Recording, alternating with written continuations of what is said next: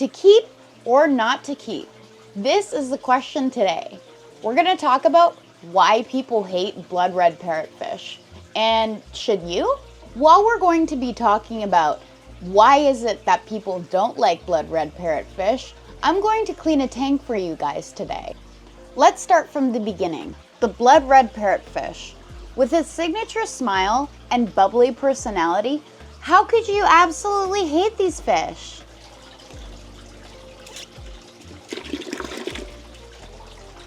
The birth of the blood red parrotfish came in 1986 when a Meta cichlid and a redhead cichlid had mated. Then, in 2000, they were finally introduced into the market. The two cichlids that birthed the blood red parrotfish have social and bubbly personalities, which makes them excellent for tank mates for other cichlids. So, Olivia, why is it exactly that people hate this fish? Well, these fish come with a lot of different deformities, just like the flowerhorn cichlid. These can leave the fish in constant discomfort and pain.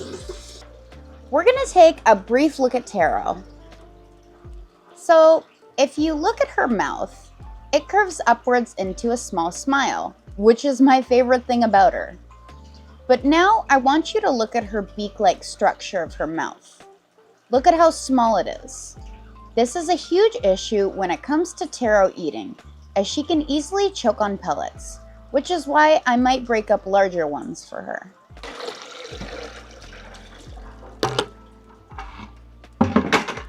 Another downside to this deformity is that cichlids show dominance by opening their mouths wider than the other cichlid. And because Taro has such a small mouth, she will absolutely get her lips ripped off in the process of lip locking, which basically means that the fish is trying to tear off the other fish's lips. Red blood parrotfish also have a condensed stomach due to crossbreeding, which makes their stomachs extremely sensitive. And it's pretty common for this fish to develop things like stomach parasites and digestive issues, which is why I've put Taro on Bug Bites by Fluval cichlid formula. These pellets are packed with nutritious ingredients like insect larvae, which my fish absolutely love, and salmon fish food, which fattens up your water piggies and gives them some pretty good poops in my opinion. The fishy scent of this pellet makes Taro go absolutely nuts, and I don't think I'll be switching anytime soon for her. I give her about 6 to 7 pellets a day. Now, you need to keep in mind that pellets expand, so her stomach likely cannot take more than this without a blockage happening. This can also cause something called swim bladder disease. Fish's swim bladder is tucked snugly by the fish's stomach. When excess air is sucked in during feeding time by your fish, the stomach pushes against this organ, causing the fish to float or just swim abnormally. In some cases, swim bladder disease can be cured, but usually by the time they've started floating, this organ has been pushed to its limit. And in some cases, this fish will not live a healthy and happy life, so sometimes they might need to be euthanized.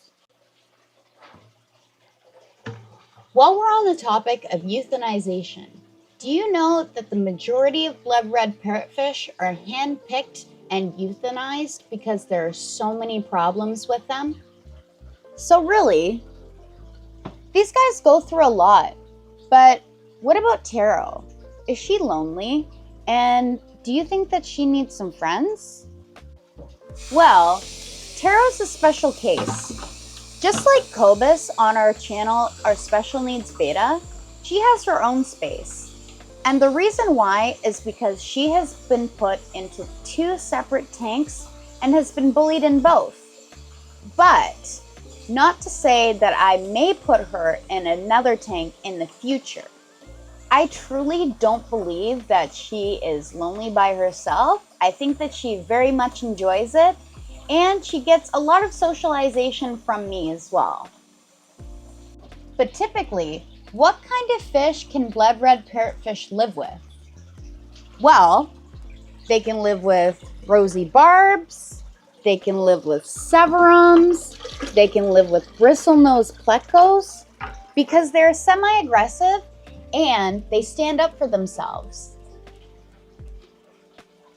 The final reason why people may not like blood red parrotfish is because they mate a lot.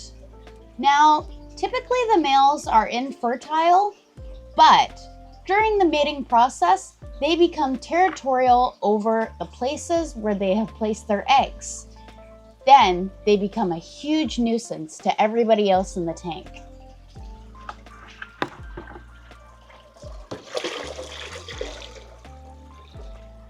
Now, personally, none of this has steered me away from owning a blood red parrotfish. I will always be absolutely obsessed with their deformed smile. These guys have a mind of their own. It's fun to see how they interact with other fish throughout a community tank, and they're the most passive fish when it comes to altercations. But my favorite thing about these fish is their interactive personality, as they just beg for your attention. I will definitely be getting more parrotfish in the future, but has this made you stray away from owning a blood red parrotfish? You should definitely let me know in the comments below. Make sure to like, comment, and subscribe for more fish stuff. And I'll see you in the next one.